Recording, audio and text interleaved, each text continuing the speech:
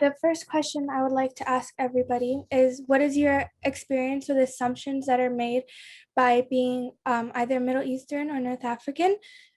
So personally for me, I have faced many assumptions as being a visibly Muslim North African woman who chooses to wear the headscarf. A lot of people assume that I was forced to wear it and that it is oppressive, even though that is not the case. I chose to wear the hijab because I fell in love with it, and the significance of it in the Islamic tradition is really beautiful once you understand and you read how the meaning behind it. Another assumption I have heard that was that I am not well educated because there's a stereotype against women from the Middle Eastern, North African region, which is that we are not well educated and our families do not want us to be educated, which is completely false because personally for me, education is actually really encouraged in my culture and my religion as a Muslim woman. And I come from a family full of well-educated women, and just an example is my mom. She's an immigrant Muslim woman who immigrated from Algeria, and she wears the headscarf and is in the process of completing her PhD. So uh, this sort of assumption that is made towards my people is something that I have heard and is very common. Could I please have Ayub, if you could answer the question? I think an assumption that I've heard is that we're like these people from old tribes and we're not up to date with culture, and that we're also like these harsh people that are terrorists. What is your experience with being harmed by racism? Thankfully, I've never been harmed physically by racism, but I have on multiple different occasions been by words.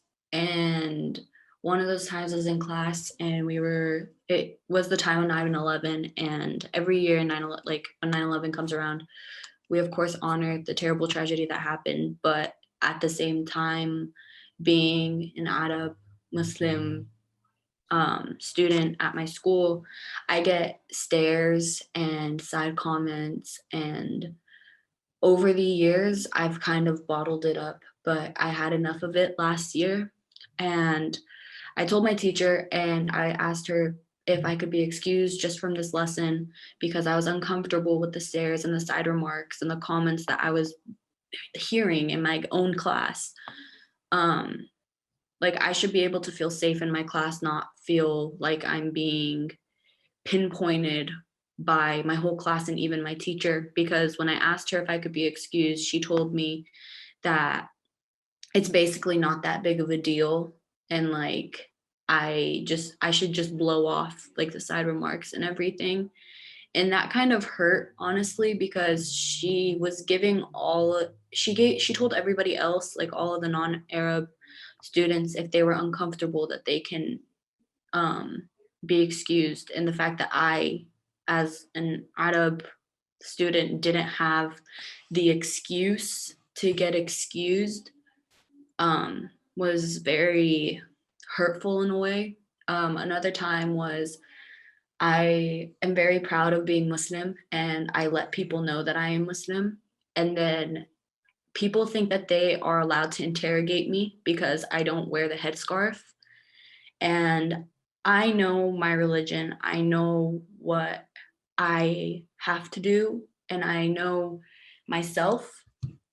And it wasn't fair that I was being interrogated, and I had enough of it. And when I went to the school board and everything, they pretty much told me, well, the people are being like, they're asking you because this is what they're taught.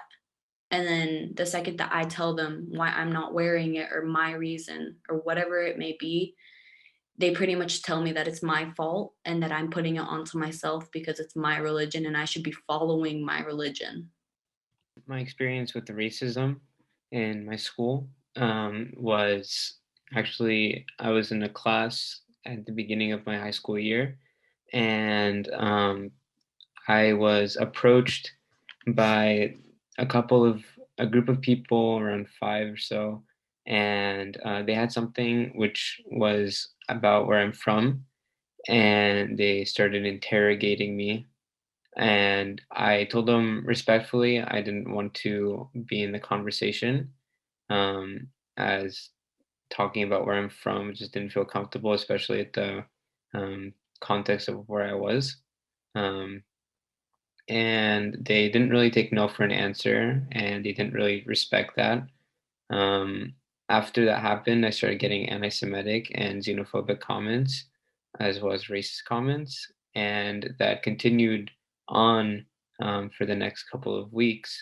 And when that one scenario happened, when it started, I was actually on the corner of the classroom because that's where I sat, and I was surrounded on that corner. And I asked my teacher if she can do anything, and she said no. And I felt at that given situation, um, and for the next couple of weeks, that I was kind of alone and I had no one that would help me. It made me feel, I guess, hopeless um, at that given situation. What or who has been most helpful for you in becoming an empowered young person? My parents are my biggest inspiration. I watched them in a country where they had to start new, leaving their family behind and learning a new language, culture, and system. My mom now learned all about the school system, and she helps students like me project our voices and give us a voice. And my dad is an activist for fighting for people all across the nation. Also, watching women of color who hold high positions of power, speaking up about their rights, and also my community. My community has always, watching the little generation, and I always think like the generation that's coming next. And I think like, well, if I speak now, there will be a difference for them. And also all my friends and all my family everywhere. What might you need or want from the adults around you at school? The most important thing is being sensitive and cautious about what kind of videos, lectures, or contents you're putting on, educating themselves about all religions, backgrounds, and teaching them all fairly without any biases. Also, highlighting holidays, teaching all students about diversity, promoting diversity, and also always keeping in mind that a lot of textbooks have a negative connotation to the MENA region. So, adding that positive connotation, and even if that means, adapting something new and, going a little bit off of the textbook and just, giving a little bit more of a positive connotation.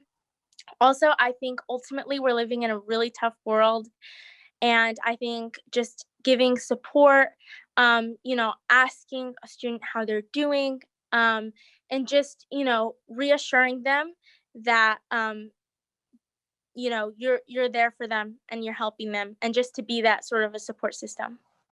I think the adults at the schools should educate themselves about um, the different religions and people in the MENA region. And I think uh, the I think the adults should also educate or somehow implement a way to educate the kids at the schools too, because coming from them, it would probably make a bigger impact to the students. And at the same time, I mean, they're educating themselves as well as educating the students at the same time. So it's a win-win. I just first wanted to say thank you to everybody that has like put this all together for the past couple of weeks, and we really like this is the change that we needed. And to everybody watching and everybody that's going to watch this, like Sidine and Sada and a couple of others said, yes, this is a Middle Eastern, North African panel, but it's something that's happening with so many different minorities, so many different races and ethnicities.